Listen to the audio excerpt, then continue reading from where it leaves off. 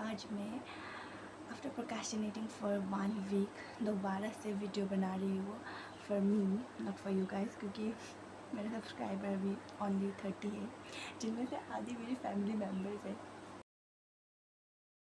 ये बोलना ज़रूरी भी था, यस ज़रूरी था, क्योंकि यार I am a new comer in this field. Yes, so वो तो मेरा इंट्रोडक्टरी वीडियो था जिसमें मैंने आलतू फालतू कुछ भी कह दिया था। तो आज से ये मेरा है स्टोरी टेलिंग वाला वीडियो। सो इसमें मैं आपको बताऊंगी, आज का मेरा टॉपिक है लाइक ट्रॉमा, पास्ट ट्रॉमा। सो ये जो ट्रॉमा है, ये वर्ड मैंने ना एक सो है स्प्लिट्स विला उससे सीखा है, like past trauma, childhood trauma. तो मैं सोचती थी कि सबकी लाइफ में ट्रॉमा होते हैं, पर मेरी लाइफ में ऐसा कुछ नहीं है क्या, या मुझे इसका डेफिनेशन ही नहीं पता है। सो मैंने सोचा कि मेरी लाइफ में कुछ नहीं है शायद trauma, I am healthy in life मेरी बचपन में, तो इट्स ओके। पर अचानक से एक दिन जब मैं मूवी देख रही थी तो I suddenly feel attacked of movie देख के, लाइक मुझे डर लगा। मैंने वो मूवी को पॉज किया, फिर सोचा, फिर मैंने मूवी को पॉज खोल के वापस देखा, और उस दिन मुझे लगा कि यार मेरा भी कोई पास्ट ट्रॉमा, चाइल्डहुड ट्रॉमा है, और एज यू ऑल नो कि सबकी लाइफ में होता है, तो मेरे लाइफ में भी है। सो मैं डायरीज लिखती हूँ, एंड मैं नहीं बोलूँगी कि मैं रोज़ लिखती हूँ। मैं क्या बोलते हैं, एनी फ्रैंक, मुझे याद नहीं है मैं एनी फ्रैंक हूँ कि ऐसा नहीं है। मैं कभी कभी लिखती हूँ, जब मुझे मन होता है मैं लिख देती हूँ पूरा, मतलब 2 3 4 5 पेज भर देती हूँ। अगर मुझे मन नहीं होगा तो मैं मंथ तक नहीं लिखती। तो उस दिन मैंने अपना जो जो भी मैंने वो मूवी देख के फील किया, मैंने वो अपना मूवी अपना डायरी में नोट कर दिया। तो मुझे पता चला कि जो मूवी में दिखाया गया था वो मेरे पास्ट लाइफ, पास्ट ट्रॉमा से रिलेटेड था। सो मैंने सोचा कि मैंने अपना रिफ्लेक्ट किया, अपना पास्ट और वो मेरी मूवी रिफ्लेक्ट किया, तो मुझे पता चला कि या I have been affected with that thing, और मुझे अभी भी I am affected with that thing. So वो क्या था, मतलब मैं आपको भी बताती हूँ। As a girl who is introvert, ये मैं बचपन से इंट्रोवर्ट नहीं थी, मैं बहुत ही लाइक चटपटी थी जो मैं अभी नहीं हूँ, क्योंकि लाइक मैं क्लास 5 से मैंने बाहर स्कूलिंग की है, उसके बाद मैंने कॉलेज भी बाहर ही किया है, out of my home town.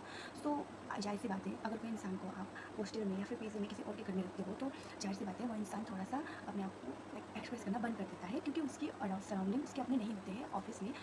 उसके लाइक कोई बाहर का इंसान होता है तो दे विल जज her, they will ignore her if she is saying something. तो ऐसा कुछ मेरे साथ हुआ था, but still I have my other sister जो मेरी बहुत लाइक इंडियन थी।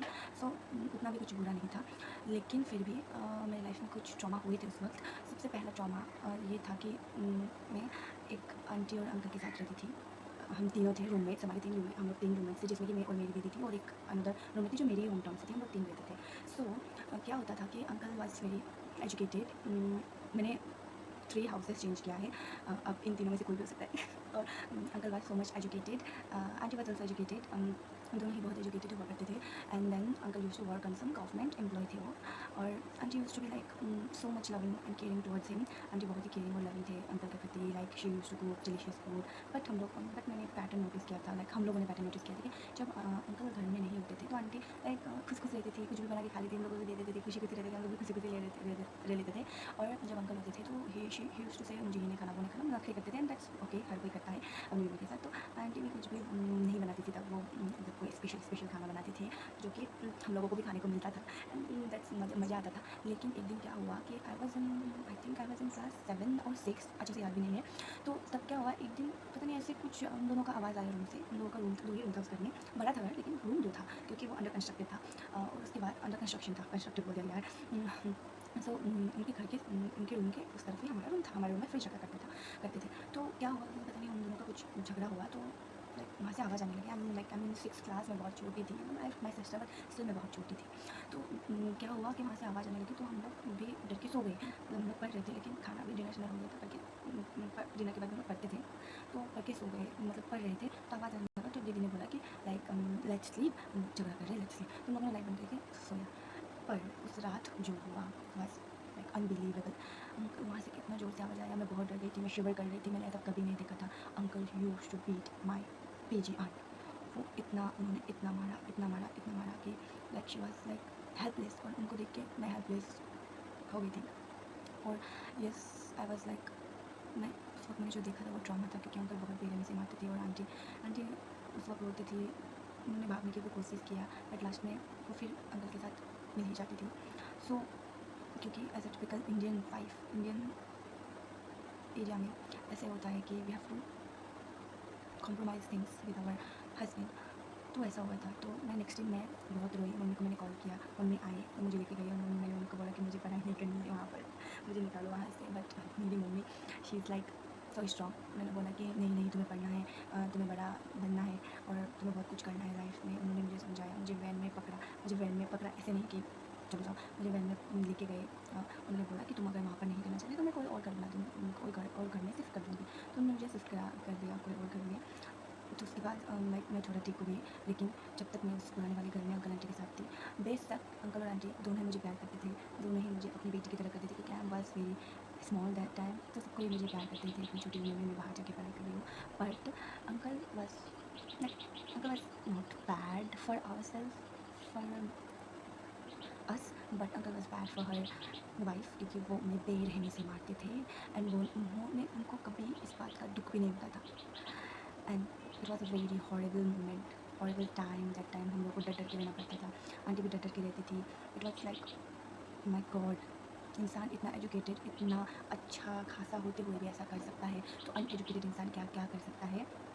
And I was telling this, and last में अभी अंकल नहीं है, uncle is dead now, but I think उन्होंने अपना जो कुछ भी है वो इसी जन्म में उनको मिल गया होगा। सो कुछ कमेंट नहीं करना चाहती हूँ। ऐसे ही करते करते अभी ठीक है सब कुछ, अंकल भी चले गए हैं, मुझे अंकल जाने के बाद ये सब बात नहीं बताना चाहिए था, बट या इट इज़ ट्रॉमेटाइजिंग और ये मेरी लाइफ का ट्रॉमा है।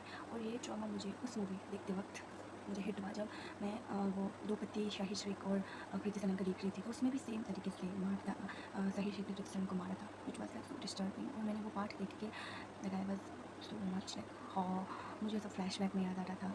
आई वॉज ट्रॉमाटाइज्ड एंड देन मुझे रियलाइज़ हुआ कि मेरी लाइफ का ट्रॉमा वाज दैट। और मुझे आज भी डर लगता है कि लाइक मेरे नसीब में कुछ ऐसा ना हो, क्योंकि if I ever got that man, मैं सोचूंगी भी नहीं। फर्स्ट ऑफ ऑल मैं उसे मारने नहीं दूँगी, सेकेंडली मैं सोचूंगी भी नहीं, मैं आ जाऊँगी अपने घर पे and I am sure I can do that. I will not be बेचारी वाला लड़की। सो गर्ल्स, तुम लोग भी बेचारी मत बनना, आंटी की तरह फूल मत बनना। चाहे तुम लव मैरिज करो, अरेंज मैरिज करो, you should have to step out of that toxic environment to be you, because your worth is greater than any one and you can conquer everything. So यही था मेरा drama, यही था मेरा story. And next time मैं आपको कुछ और स्टोरी बताऊँगी related my life, related about me. अगर आपको सुनने में अच्छा लगा या बुरा लगा, कुछ भी लगा, प्लीज़ कमेंट में बता देना और प्लीज़ प्लीज़ प्लीज़ सब्सक्राइब कर देना, क्योंकि एज अ इंट्रोवर्ट और as a small town girl, it is very important for me. It is very important to me to be like this outspoken. मैं ज़्यादा बात नहीं करती हूँ, बट या कैमरा में it's very good and it's great. और आई थिंक मैं अब कंसिस्टेंसी मैं अब कंसिस्टेंसी मेंटेन करूँगी और आप सबको ऐसे स्टोरी टेलिंग बताऊँगी मेरी लाइफ के, जो जिसको आप लोगों ने तो नहीं बोला है बताने के लिए, बट मैं बताऊँगी क्योंकि दिस इज़ माई लाइफ। मुझे बस आप लोगों को बताने के लिए यही सब है। So this is it.